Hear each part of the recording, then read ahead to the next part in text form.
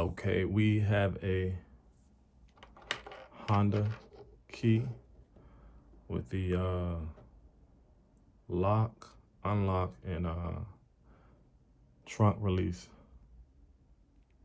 buttons on it, and we are going to be replacing the battery. Now, a lot of times these batteries can, die out, which can cause these buttons not to work or start to lag over time, where you have to usually press them more than once or press and hold them to get them to work. And that's just a sign that the battery inside is starting to die and it's time to replace it. So I'm going to be walking you guys through one of the ways to replace this battery. And I don't really think there's a lot of ways, but this is something I was able to pick up. So I'm going to walk you guys through that. All right, one of the first tools you need is a small flat blade screwdriver and a small Phillips head screwdriver. And you're gonna need that really small, tiny, I don't know if you guys can see how tiny that Phillips head screwdriver is, but it is really tiny because we have a screw here on the back that we have to remove in order to get this key fob area here open to get to the battery. All right, so let's get into it. So I'm gonna take my tiny Phillips head screwdriver. I'm gonna go ahead and place it here and start to unscrew. That's really small screw there. I'm gonna take it all the way out. And another thing, these things become really brittle over time, so be really careful not to break any more of the encasing, and be careful not to lose this screw because it can be a headache to find if you're ever able to find it. So I'm gonna go ahead and set that to the side there. I'm gonna take my flat blade screwdriver. It's really small. There's gonna be an opening here. I don't know if you guys can see that opening. There's an opening there. I'm just gonna pry at that opening. I'm taking my other finger, my thumb, my left thumb, and kind of applying pressure to keep it open so that I can pry up on it. And it should come right up. You may have to pry around here. So pry around it until it comes up. Now that we have that up, we'll just slide this back under that keychain area so I don't really have to worry about it going anywhere.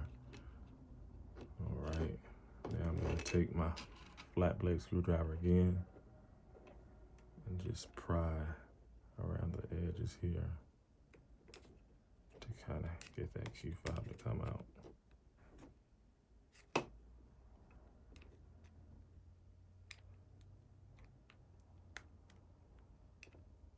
Okay.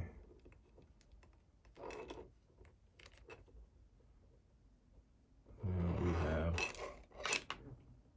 what I like to call the computer, small computer, or the control unit, or I guess it could be also called a CPU. Anyway, we're gonna take that flat blade screwdriver again, and we're gonna pry on this notch here.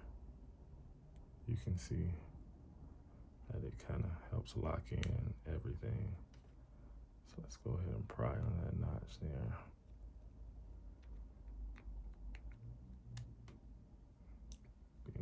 Being careful not to break it.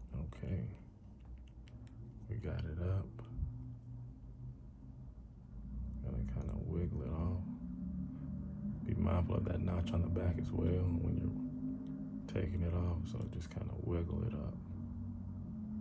And now we have access to the battery, which is here. I want you guys to pay attention to how this battery is sitting in this area here, because you want to go back with the new battery the exact same way.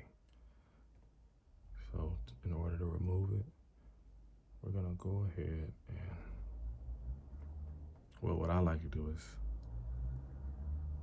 slide my flat blade screwdriver into this area here, right? And then under the battery to get it to pop up, right?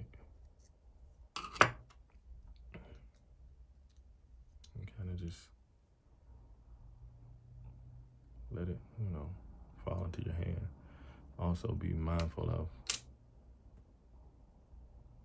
those last 4 digits, because it's gonna let you know which size battery goes back into that fob. For this one, I don't know if you guys can see it. It's 1616. So when you go into the store to get that new battery, make sure that those last 4 digits match up. And there are different digits for different battery sizes, so be very mindful of that.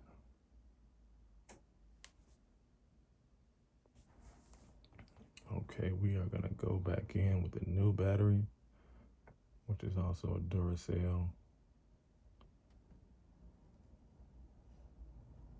Gonna grab the encasing,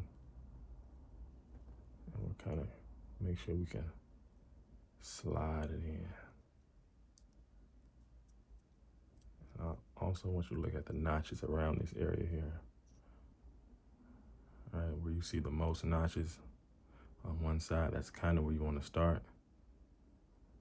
And the side with the least notches is where you kind of want to press the battery completely in. So I see the most notches, maybe in that area there. So I'm just gonna slide it back in, press down. You should hear a little snap. And now we're gonna go back on with the actual control fob here. And remember, it only goes one way, so let's start here. And you see this notch? It should go into this area here, so let's slide it in.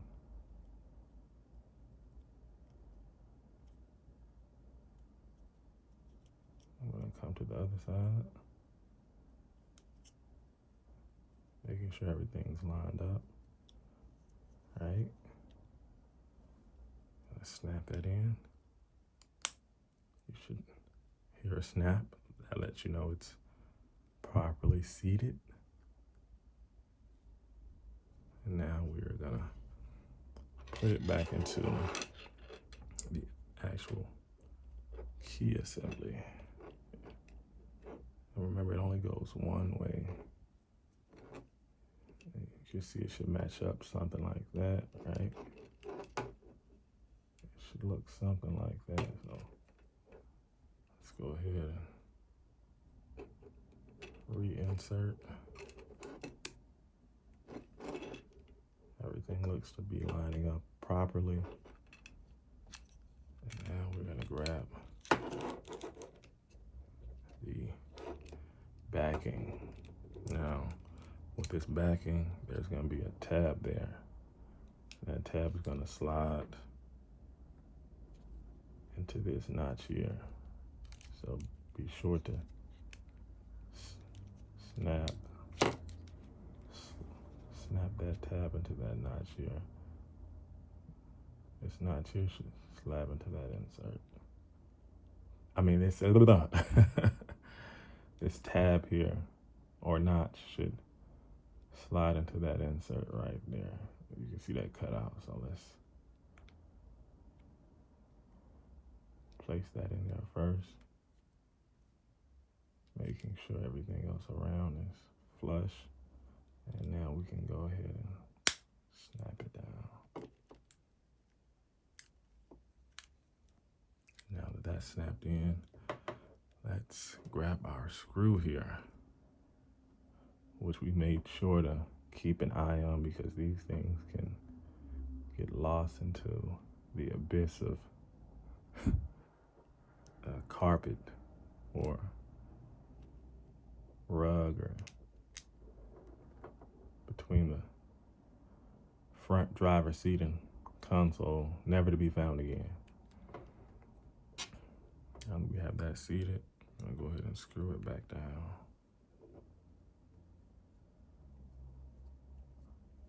And you don't want to make it too tight because you don't want to break the plastic around this area because that plastic becomes really brittle over time.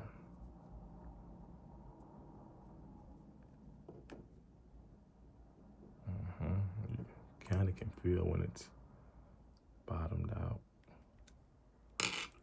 And that is how you replace the battery in a key fob for a 2003 to 2007 Honda Accord. I hope this video helped somebody.